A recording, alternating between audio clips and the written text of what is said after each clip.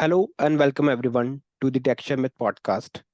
Today I'm here with another special guest, Mr. Vikash Jha, who is the founder of Bhavishya NGO.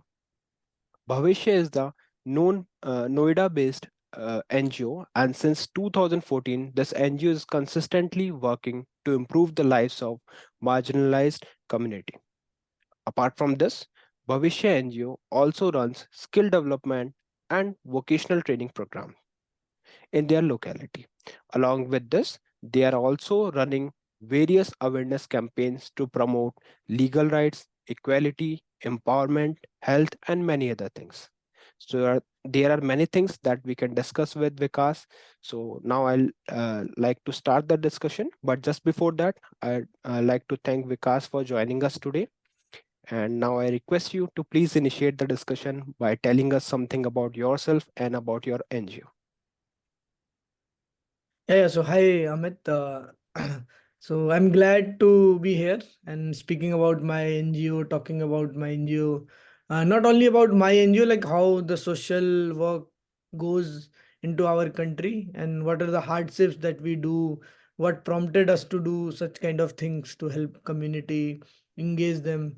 So the journey of Bhavishya, like every one of us in college join some group, like every one of us join some group to start the social work and all. So similar journey was same, like nothing different, but in a process where everyone leaves after college, they get into jobs, then they forget everything what they did in the college, all the community work along with the friends. But me along with my friend, one of my friends, Rahul, so we started this initiative when we were in college, and then we took it forward.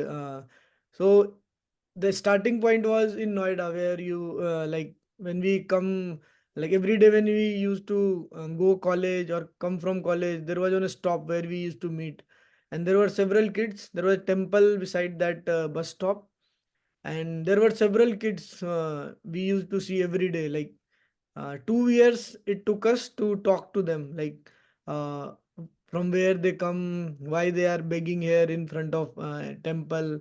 So these kind of things started then.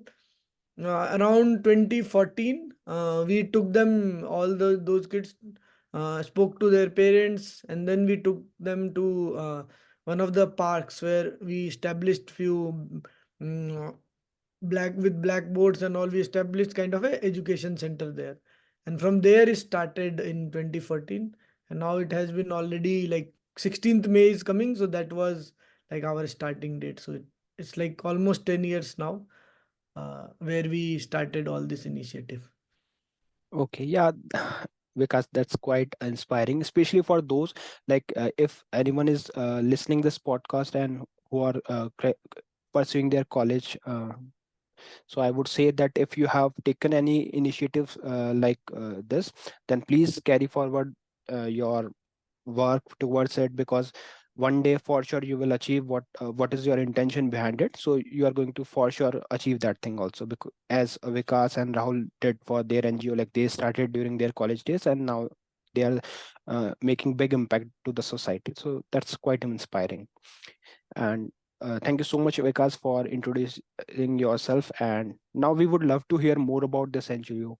So, could you please share the story, like how this NGO was founded back in 2014? Like you mentioned that during your college day you started, but could you please tell a bit more about your intention or behind this initiative? Yeah. So, like to continue that story, then in 2015 I went to London for my I started job in 2014 only Hmm. with one of the agencies. Then from there only in 2015 I got an opportunity to visit London. I was there for 6 months also. Then in the Okay. journey, like there was like I was client was British Airways, so luckily I got business class ticket. And then Kailash Satyarthi was traveling along with me, just opposite to my seat. And we Okay. had a like I had a long conversation with him, like around like 1 hour or 2 hour. Whenever he was like he went there to receive some awards. Actually, he was just in 2015 only.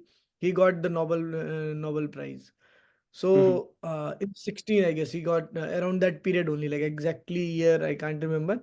While I was coming back to India, then he told me like You are doing a good work, and then you should channelize this work. That's how it goes.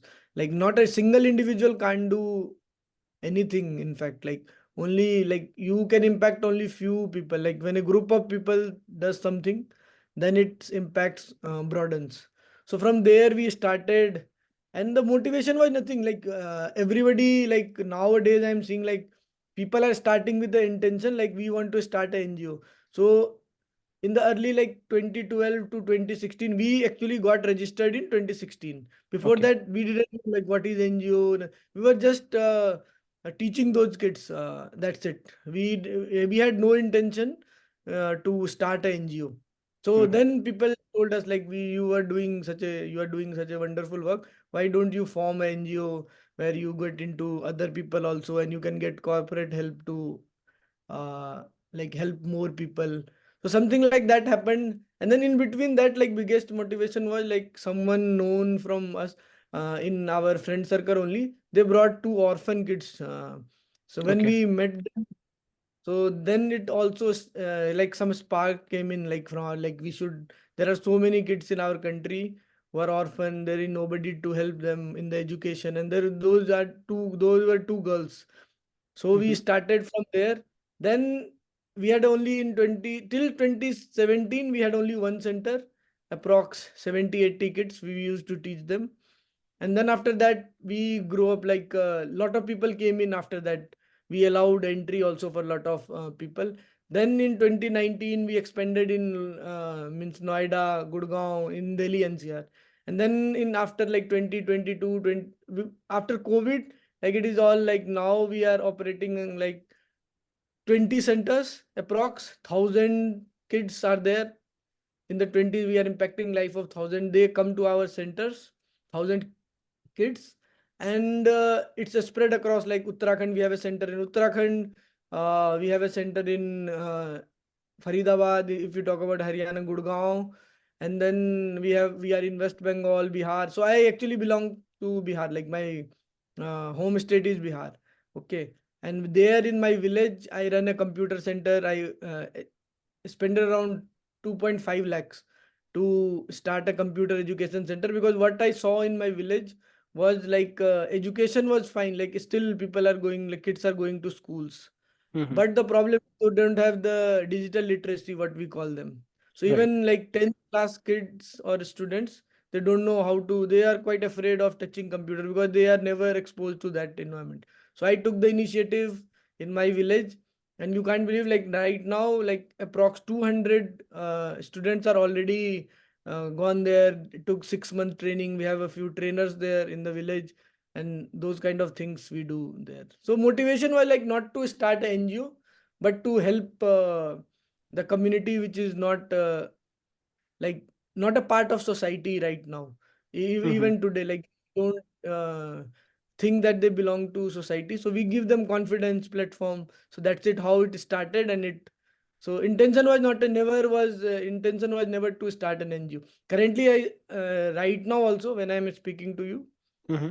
So I am still working as a like engineering manager in one of the organizations. Okay, Okay. in the tech world, and still we are continuing this good work like with the team of like approx. Now our team expands up to approx like 70-80 odd people there. So we are Okay. Yeah. doing this. That's really great.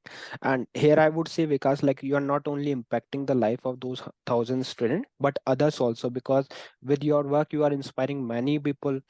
Like they are going through your platform, they are knowing about your NGO, like how you are working, and they are also trying to implement this thing in their own locality. So somewhere you are impacting many members, not only just those thousand students. So I would say that it's a really great initiative taken by you and your friend Rahul. So, and here I'd like to ask more about this NGO, like what all strategies you have employed so far in order to ensure that the children have the high, or I would say the good access to the high quality education. So how you are managing that thing? Yes. So on that part, I would like to start with an example. Like in your homes, our homes, what we see, like when kids start growing up, like when the kids are 3 year old, 4 year old, they see books, computer, laptops in our home. So they get used to it. Like this is what the life would be. Like they visualize all the things. But the problem with the poor people are they are daily wage workers or Right. they lives in a slum. They don't see books till 5 years, 6 years unless they get into schools, government schools.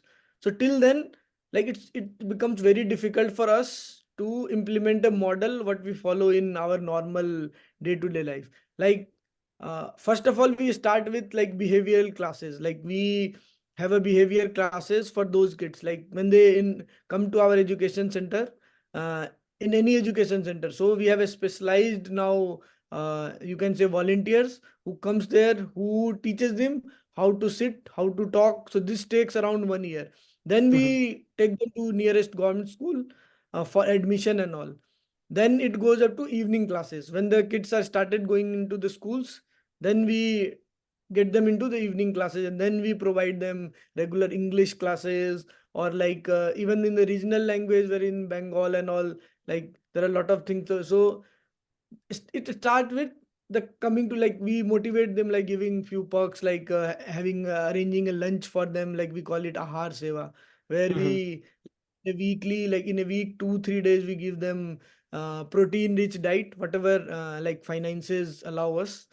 So these kind of initiatives we take them so that they start coming into our center, because for these kids, like they don't, even for their parents, I would like to say, they don't know the importance of education. Like if Hmm. there are, they just know like these are the manpower they have, and they, as early as if they start earning, that's good for them.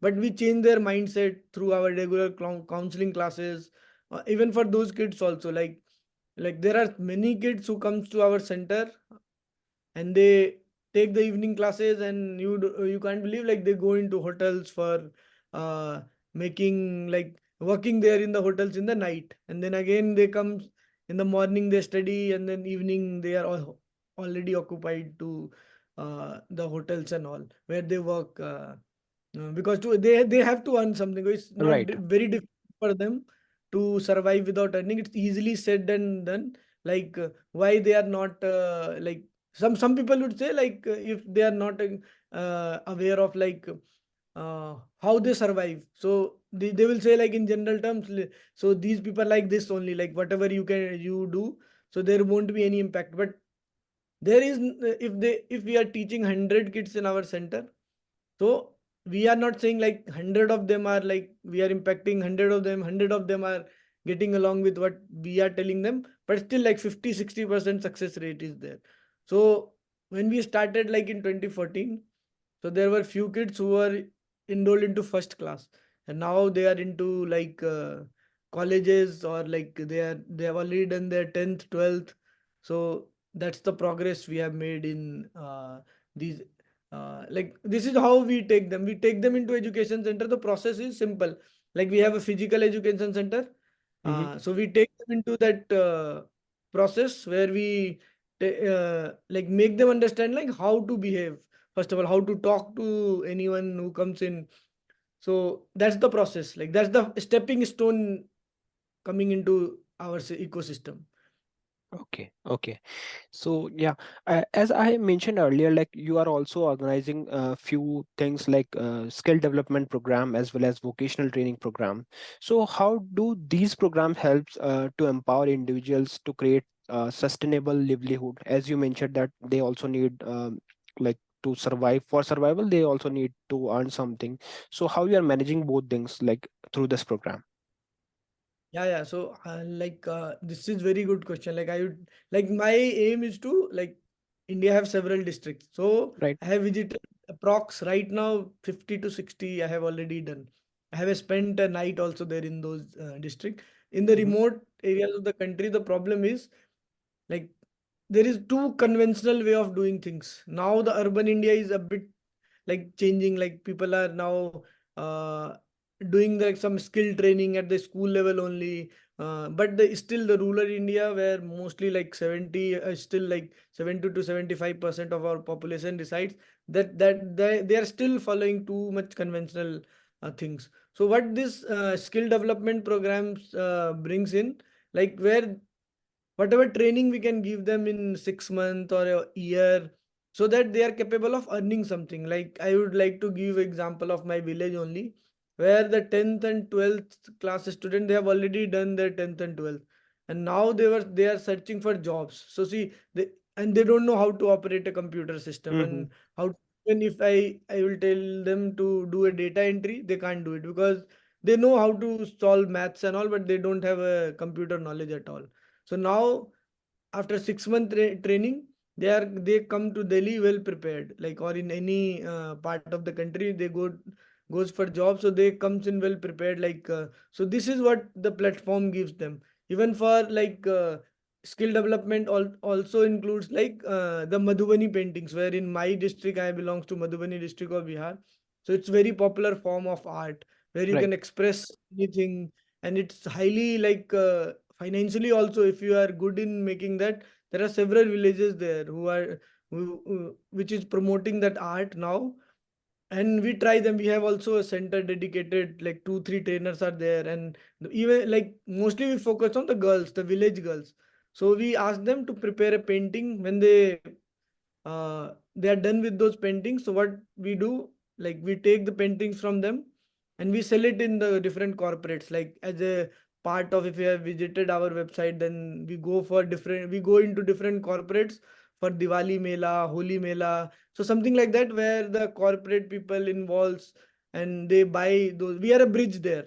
We Mm-hmm. skills them, we take the product from them, and we empower those ladies financially, and girls also, like who are making these Madhubani paintings, or this is what the skill development we are doing in different parts of the country.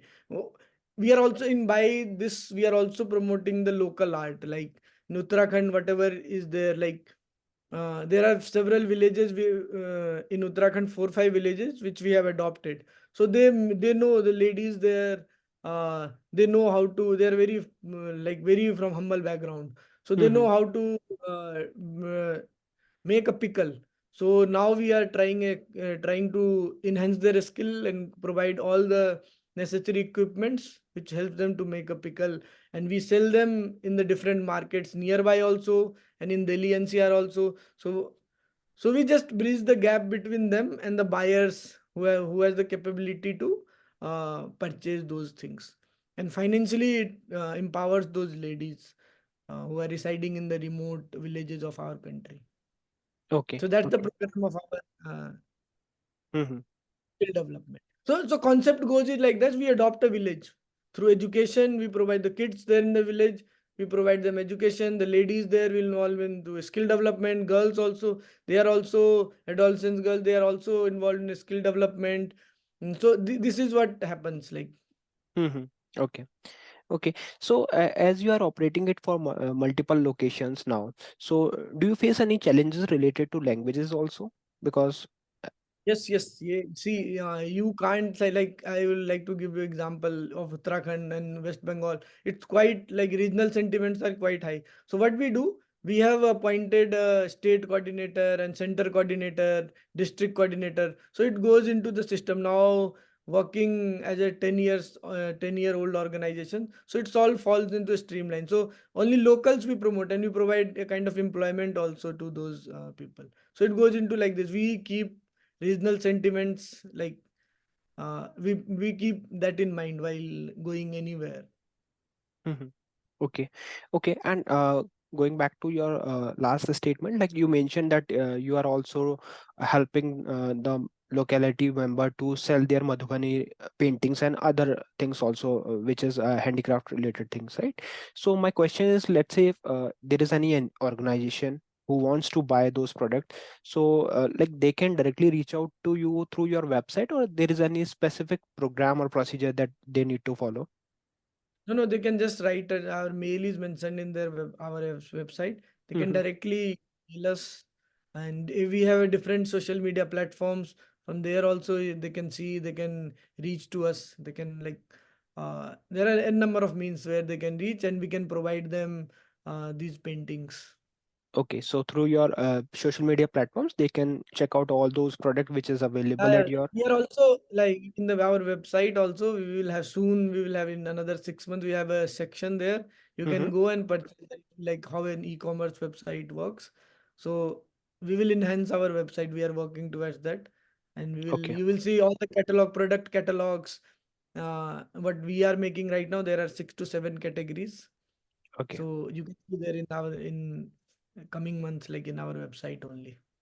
So you can okay. purchase it from there also. Mhm. So yeah, I would say this to my audience, like if you are interested to buy these products, because you are not only buying these products, you are also helping those students and those members who are from very humble background. So please reach out to Vikas official website, Bhavishya organization official website, and just try to reach out them and try to buy some product if it is useful for you. And because like as I walk through your website, and there I found that your vision of Bhavishya NGO is to holistically nurture and develop the youth and making them the pillar of society capable of leading India. So how you connect this thing with a local like you are all your work is also supporting local for vocal, right? Vocal for local things. So how like you are working for this vision, or what all key initiative or milestone you have set for the future for this? So as already told you, like we provide a platform. Hmm. I would like to. So there are so many success stories or a use cases as you have. So there was a girl. She came to us. Like her father was working as a some daily wage worker in one of the, like she was laborer at one place where the construction site she was working. So the girl was very like in that girl there was a natural talent of the poem writing. So Hmm. what we did, we identified that at early when she was in seventh, eighth class. Then we provided her a platform wherever I used to go. I used to take her. Even if I used to go to any like cafe and all, I used to take most of the times I used to take that girl also when she was in eighth, ninth, and 10th. So at that, what happened? Like now she's like orating poems like anything. So we asked them to take this arts background in 11th also, and we guided them. Now she is like a kind of a poet, and definitely like in coming 2 3 years you will listen her in like lot of places. So so those kind of platforms we give them where we connect those individuals, not only like following the conventional ways of studies like two ka table padha diya and those kind of things, like, Hmm. but also identifying the talent in those guys, like if anyone is good in sports and we identify them, then we, like, there was a one girl, again I would like to say, so she was very enthusiastic in sports, like, then we connected with in the covid period we connected with few karate coaches who were like already trained professionals. So now that girl, you won't believe, like she's giving professional training. Again, her father was selling like eggs and on the street vendor. He was a street vendor, and now she is giving training to society kids in the big high-rise societies of Noida. The same girl goes into that society and she gives the karate classes to the kids residing in that society. So she is from. This is what we have done too. There are so many in the last 10 years. You can say like we haven't highlighted so much in our website and our social media platforms. So that's why I was also excited about these podcast things and all, where I can express all these things and I can tell the audience like what kind of thing we already did. Uh, so that girl is a example of providing the platform only. So we Hmm. provided a platform and talent was there in her. So then she took it from there and now she has like well established. She is financially, there is no problem. She is very uh, doing it happily. Okay, and I also noticed that you guys are running one unique approach, that is Shiksha Rickshaw Yojana, I guess. So could you please tell a bit about that, like how this movement is helping in bridging the education? So that is a very unique concept. Actually, that came us like from one problem only. Like initially, what we identified. So there was 100 kids in a education center. Okay, so slowly what happened, every year like 20-30 kids goes off like somewhere, and we are unable to trace them. So we then started looking into that issue, like what is the problem, where they goes. So they don't go far away. So it's the misconception that they are always, the daily wage workers are moving. They are not moving. They are associated with one contractor, and wherever the contractor gets work, so those labor moves in there. Okay, Okay. and it happens in 10 to 20 kilometers area. That's it. It's Mm-hmm. very rare that any daily wage worker currently working in Noida, they will move to Mumbai. Very rare scenario. Only 1 or 2% happens like that.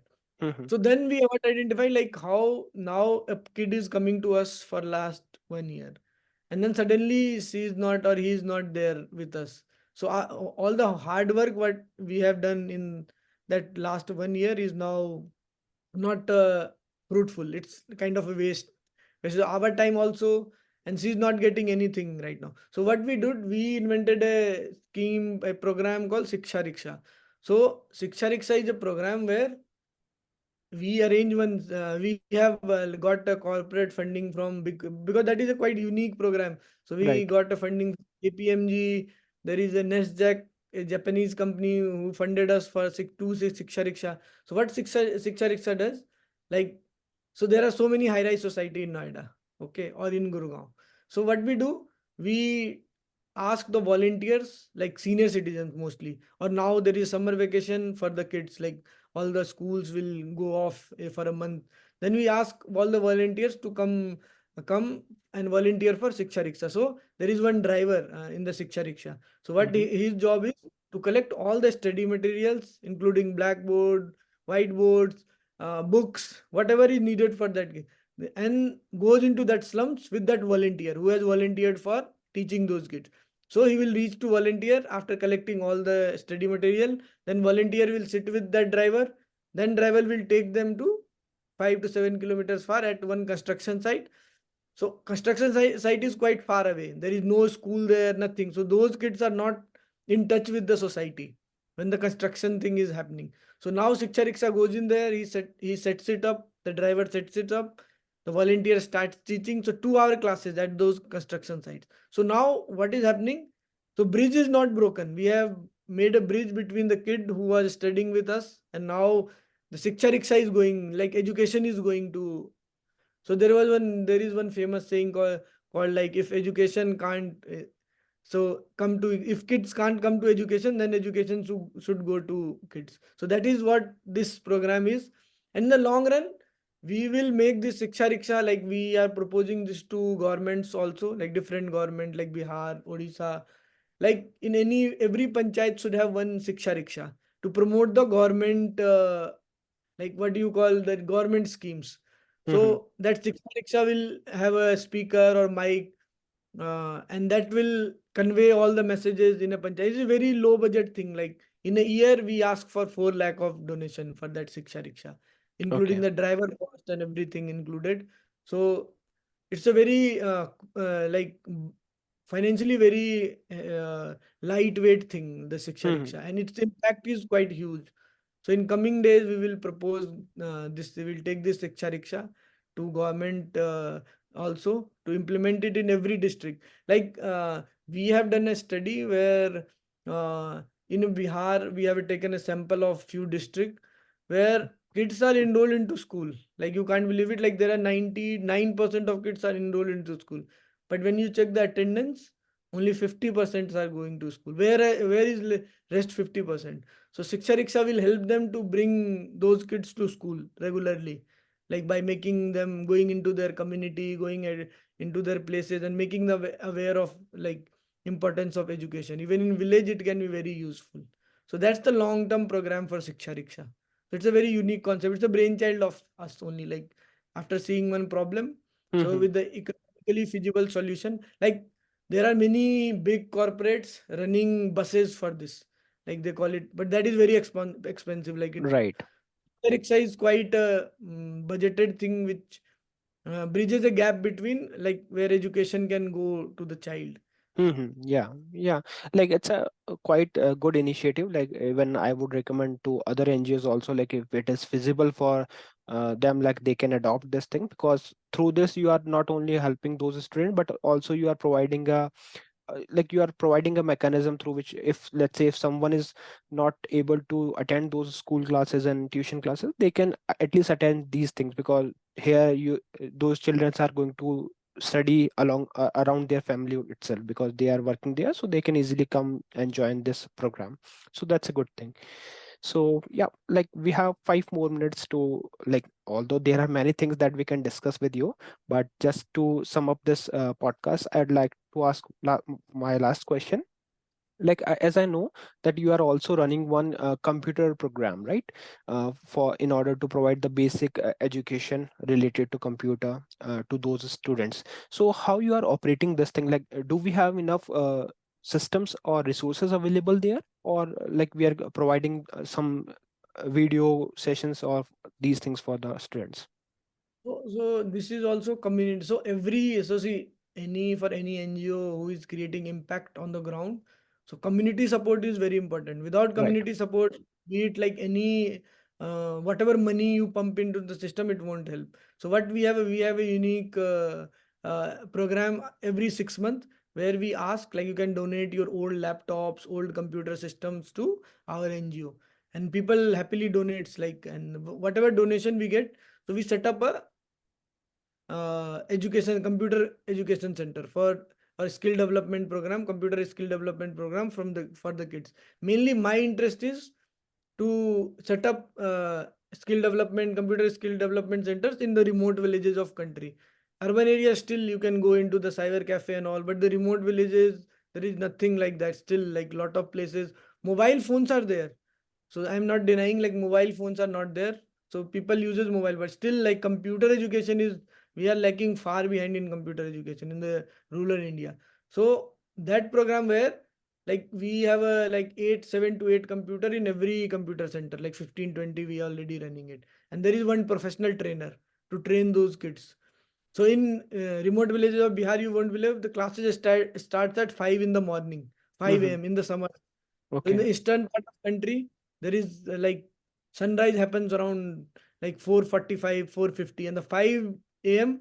the classes starts off. Like kids come there, so we do like 3 to 4 batches in the morning itself, like 2 hour batches in the first half of itself. So the trainer comes in, he teaches them, and then we share various videos and all. So all our centers are this Wi-Fi equipped and all. So kids even can come into afternoon if they have to surf internet and explore various things. So this is what this computer skill development program is. Okay, okay. And Vikas, like in one of our last podcasts, we got a chance to speak with the founder of Shashi NGO. Like what they are doing, like I found that thing very interesting, and I would like to share that this with you. Like what they are doing, they like request the locality person. Let's say if one student is there near around your NGO, so what they like how they are helping. Let's say for 1 hour I'm free and I'm not going to utilize my application, whether it is mobile or laptop.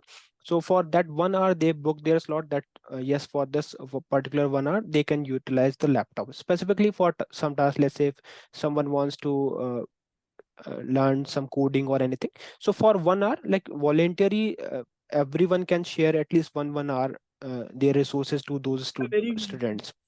So yes, that yes, got thing I recommend you, like if it's feasible for you, then please try to yes, yes, implement this. you can do it. Yeah, All right, that's so yeah, yeah, Vikas. So thank you so much for joining us today, and we wish you a very good future ahead with this NGO, and keep doing this good work with your organization, because you are impacting many lives. So thank you once again. yeah, yeah. Thank you, Amit, for your time. Thank you for being me in your podcast.